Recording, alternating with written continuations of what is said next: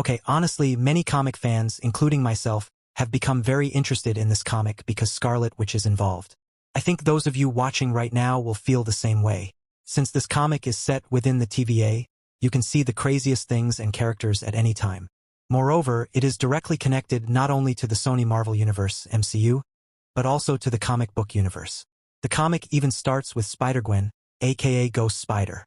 She is currently standing in front of a large TVA logo, reading some inscriptions.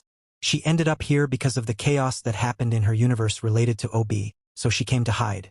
Now that she has arrived at the TVA, she sees that this place is not only new but also undergoing major changes in its rules and systems. The timelines and variants are all in chaos. Hunter B-15 is sending everyone back to where they want to go, returning them to their home universes. We have seen this in the Deadpool and Wolverine movie as well. Amidst all this chaos, Gwen is hanging around here, acting almost like a volunteer. Now Hunter B-15 arrives, saying that they need new people, new places, and new volunteers. While Mobius, Miss Minutes, and Hunter B-15 are arguing, Gwen sneaks away and starts exploring the TVA. Since she has nothing to do and no plans, she wonders whether she should just stay in this place for a while. Instead of Kang's statues, we now sees a massive statue of Loki in the TVA. From what Gwen hears around the TVA, it seems that this Loki was the one who saved the place, and since then, no one has seen him again. Then, just like in Loki Season 2, where Loki was eating key lime pie, Gwen encounters two characters who will become important in this comic. The first character is Jimmy Hudson, the son of Wolverine, and the other is Ingrid, a Black Widow. Gwen finds it easy to talk to them. They don't seem to care who she is or where she came from, and they don't reveal their own origins either. As the three of them are casually chatting, a message arrives stating that OB's R&D department needs help, so they all get up and head out. When they arrive in the underground level, they find OB, Mobius, Hunter B-15, and everyone's favorite, Captain Peggy Carter. Since Captain Carter learned about the TVA at the end of What If Season 2, she is now here, seeking help and looking for answers regarding something strange that is happening. According to her, people are experiencing severe panic attacks and extreme fear. They are seeing their worst nightmares appear right in front of them. What's even worse is that this isn't just happening in one timeline, it's occurring across dozens of timelines. People have started calling it the madness. But it gets even worse. The people affected are having dreams where they see the TVA, its locations, and its hallways. Even those who have no idea what the TVA is or have never been there are describing it in detail after seeing it in their dreams. Since people are claiming to have walked through these TVA hallways in their dreams, Peggy has come here to find answers. OB theorizes that this might be happening due to incursions, causing universes to collide. But Mobius interrupts, explaining that Loki made sure there were no longer any connections between universes, meaning incursions should be impossible. So they pull out a big whiteboard and start searching for answers. Is this some kind of disease? A spell? Or is someone from another dimension infiltrating the TVA? They explore every possible answer, but when they can't figure it out, they decide to go back to where the last incident occurred and investigate from there. But this mission could be dangerous, so Hunter B-15 suggests adding new members to the team. She then brings in a prisoner they have been holding. This guy is unusual. He was captured by the TVA for excessive drinking. And he turns out to be none other than Gambit, casually playing with a deck of cards. His background isn't fully explained, but from what he says, in his timeline, his lover, Rogue, passed away, which led him to drown himself in alcohol and fall into despair. But Hunter B-15 convinces him to cooperate by offering him access to the TVA's kitchen and promising to cook his lover's favorite dish. Tempted by this offer, Gambit agrees to join the mission. When they arrive at Earth 93, they quickly realize that the strange occurrences there are intense. They are told to stay alert as they move forward with the mission. At one point, Gambit suddenly sees a ghostly vision of his lover. Meanwhile, Gwen, who has entered a mirror-like house, sees Spider-Man and begins experiencing a psychological attack. These visions are not just hallucinations. They are the real nightmares which can actually attack and physically harm them. Captain Carter, on the other hand, finds herself running from Nazi soldiers. They attempt to fight back, but the number of enemies keeps increasing, and they have no idea how to defeat them. Left with no other option, they quickly open a time door and escape back to the TVA. Upon returning to the TVA, we see a new character, Doc Clock. After a direct confrontation, they finally come up with a possible explanation. It's neither a disease nor an incursion. Whatever is behind this, it seems to know what people fear the most. So, could this be the work of demons? As they try to figure out who might be capable of handling such creatures, they decide to visit the ruler of demons. First thing in the next morning, they plan to descend into hell to seek answers.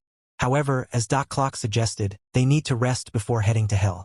Gwen jokes, "Good to be nice and rested before going to hell." And sure enough, that very night, something or someone visits Gwen in her sleep. In her dream, Gwen finds herself wandering through the TVA hallways. She moves through different levels, passing one after another. Then, from the corner of her eye, she spots someone in a green robe walking past. Startled, Gwen wakes up in a panic. So, this is the same dream that others affected by the madness have seen. Everyone who has had these nightmares seems to have walked through these TVA hallways and seen the figure in the green robe. But who is the person in the green robe? Could it be Loki, or perhaps Dr. Doom? And how exactly do these attacks connect to all of this? The next day, Mobius is feeling overwhelmed. With timelines falling into chaos, his team has already ventured into hell to investigate the situation. Also, Gwen hasn't told anyone about the dream she had last night. She herself is both excited and anxious to figure out what it all means. At the same time, she is terrified. Now that they have arrived in hell, their goal is to meet Daimon Hellstrom, the son of Satan, and ask him some questions. When they meet him, Daimon insists that he has no knowledge of these events and that whatever is happening in the mortal world has nothing to do with hell. However, now that they are here, he agrees to help and leads them to Hell's Grand Library, where they might find some answers. From the moment they arrived in Hell, Gambit and Spider-Gwen noticed that someone had been following them. That shadowy figure has trailed them all the way into the library. Meanwhile, back in the TVA, the attacks have intensified and Captain Carter is growing more and more worried. She realizes that this cannot be some kind of virus. Then she wonders if it could be some kind of advanced technology or maybe even a mutant causing this. At that moment, Casey jumps into the conversation, saying that if a mutant is behind this, it must be an Omega-level mutant. However, even if an Omega-level mutant were responsible, there would be traces left behind from their attacks. Someone like Professor X would have been able to detect it. But no version of Professor X from any universe has sensed this happening. So, Captain Carter finds this impossible to believe. At that very moment, Mobius catches a glimpse of someone in a green robe passing by in the corner. Meanwhile, in Hell, Gwen and the team are searching the library for clues. In an attempt to catch the mysterious figure following them, they activate a tempad and step out. To their surprise, the person following them turns out to be Sylvie. Sylvie explains that she has also been investigating the chaos happening in the TVA in her own way, which led her to Hell. She suspected that something might be happening under Satan's influence, so she decided to follow them discreetly. However, they soon learn that Satan isn't a threat, he simply wants to flirt Ingrid. With that cleared up, they return to the library. At the library, Jimmy briefly disappears but soon returns with a book. That book isn't even listed in the library's official records. It turns out to be a book that Satan took from He Who Remains. Inside, they find a detailed map of the TVA. The map reveals hidden locations and secrets within the TVA that they weren't aware of before. Meanwhile, inside the TVA, Mobius, who had dozed off at his desk, wakes up with a yawn. As he looks around, he again catches a glimpse of the figure in the green robe walking past a hallway corner. Is that Loki? Mobius wonders as he starts following the figure. The figure in the green robe turns a corner, and as Mobius calls out Loki's name, he rushes forward to see. But there's no one there. Suddenly, out of nowhere, Mobius is stabbed from behind. He collapses into a pool of blood.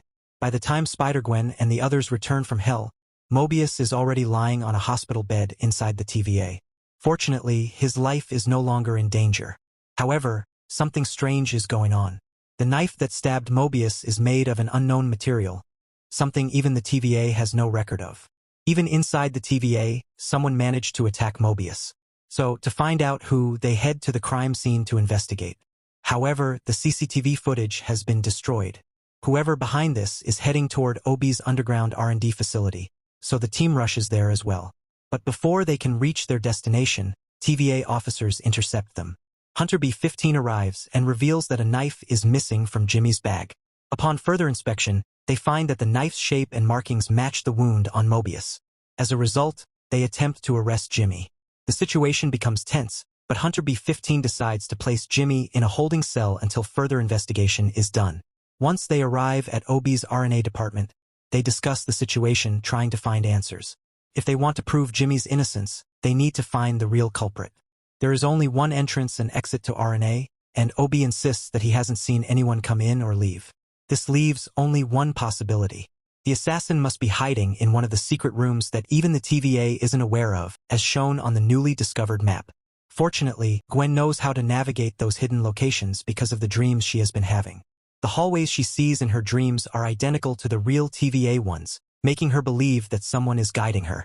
Led by who? Obi asks. And just that moment, Hunter B-15 and Sylvie return with new findings.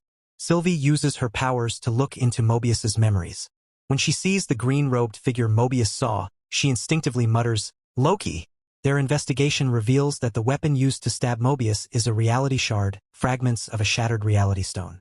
They don't know yet where the reality shards came from, but because they originate from the reality stone, they pose a serious threat. They may not know who is behind all of this yet, but at least they now know what kind of power is being used. But without knowing exactly what is going on, Hunter B-15 warns Gwen not to pursue the dreams any further, and then she leaves. But of course, being Spider-Gwen, she ignores the warning and sneaks out that very night to follow the paths from her dreams. And then she said, "There's one more thing. If the dreams are really just hallucinations like they say, then how could these code numbers work?" Saying that, Gwen entered the locked area after entering the code numbers. She believes that Hunter B-15 and Sylvie are wrong. "Someone has been leading me here," she says. "I have to find out why." And the comic ends with Gwen stepping into the hidden chamber as the scene reveals Scarlet, which locked away inside. And yes, this Scarlet, which is wearing the exact same outfit as the one Wanda had at the end of Doctor Strange in the Multiverse of Madness, where she supposedly died. This is why so many people are interested in this comic. On X platform, a Marvel comic artist replied to a comment, confirming that this is Elizabeth Olsen's Scarlet Witch. However, in a later post, he clarified that the Wanda in the TVA comic is not the same Wanda from the MCU and advised fans to keep an eye on future issues for more details. So what do you all think, brothers? I'll be posting updates on the next issues, so please subscribe to the channel. See you in the next video. Have a nice day.